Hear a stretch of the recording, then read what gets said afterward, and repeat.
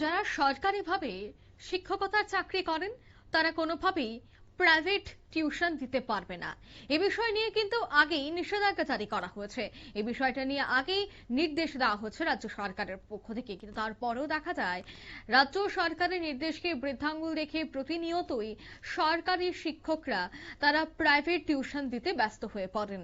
আজ এই বিষয়ে দেখা গেল অখিল ভারতীয় বিদ্যার্থী পরিষদ কমলপুর নগর ইউনিটের উদ্যোগে এই বিষয়টি নিয়ে সাংবাদিক সম্মেলন করেন এবং 22 জুন জেলা শিক্ষাধিকারীদের নিকট ডেপুটেশনের ঘোষণা তারা করেন। অন্যদিকে শিক্ষক শিক্ষিকারা স্কুল ফাঁকি দিয়ে টিউশন করছে, তাই এই বিষয়টাতে সব থেকে বেশি ক্ষতিগ্রস্ত হচ্ছেন পড়ুয়ারা।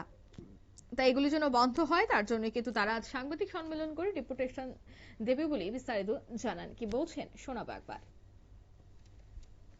যদি চক্রবর্তী ধলাই জেলা তো আজকের বিষয় হলো যে কমলপুর মহকুমার অন্তর্গত বিভিন্ন সরকারি স্কুলের প্রাইভেট গভর্নমেন্ট টিচাররা যারাই কিনা প্রাইভেট টিউশনের সাথে যুক্ত আছে, তো এই বিষয়ে আমরা লিখিত এবং ফোনের মাধ্যমে কিছু অভিযোগ পাইলাম।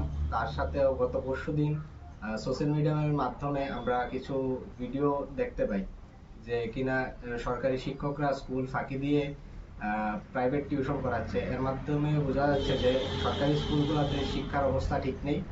তারা কিনা প্রাইভেট টিউশনে করে এক্সট্রা টাকা ইনকামের রাস্তা দেখছে। তো অভিযোগ অনুযায়ী Kamalpur English medium school, Kamalpur দ্বাদশ শ্রেণী বিদ্যালয় এবং কেসিগাল স্কুল, কলারছড়ি দ্বাদশ শ্রেণী বিদ্যালয়, হরচন্দ্র দ্বাদশ শ্রেণী বিদ্যালয়, লাম্বুছড়া উচ্চ বিদ্যালয়, হালালি ক্লাস 12 স্কুল, মরাছড়া দ্বাদশ শ্রেণী বিদ্যালয়, শ্রীরামপুর দ্বাদশ শ্রেণী বিদ্যালয় এবং কমলপুর মাদ্রাসা দ্বাদশ শ্রেণী বিদ্যালয়, এই স্কুলের কিছু শিক্ষক আছে যারাই কিনা এই কার্যক্রমের সাথে যুক্ত রয়েছে। তো কমলপুর নগর শাখার পক্ষ থেকে এই বিষয় নিয়ে আমরা খুবই নিন্দনীয় একটা বিষয়। তো আগামী 22 জুন আমরা জেলা শিক্ষা আধিকারিকের কাছে এই বিষয়ে একটা মেমোরেন্ডাম দিব এবং যারাই কিনা এই কার্যক্রমের সাথে যুক্ত আছে তাদের কঠোর শাস্তি হোক এবং এই বিষয়ে ভালোভাবে তদন্ত হোক, আমরা এই জিনিসটাই চাই। ধন্যবাদ।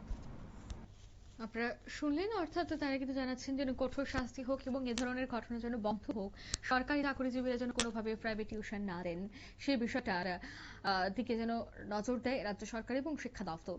সেই বিষয়টাতে জোরালো তারা দাবি তুলছেন এবং আগামী কয়েকদিনের মধ্যে তারা ডেপুটেশনে মিলিত হবেন। এই মুহূর্তের সংবাদ এ পর্যন্তই। আমাদের পরবর্তী নিউজ আপডেট দেখার জন্য অবশ্যই চোখ রাখবেন শুধুমাত্র নিউজ ভ্যানগার্ডের পর্দায়। ধন্যবাদ।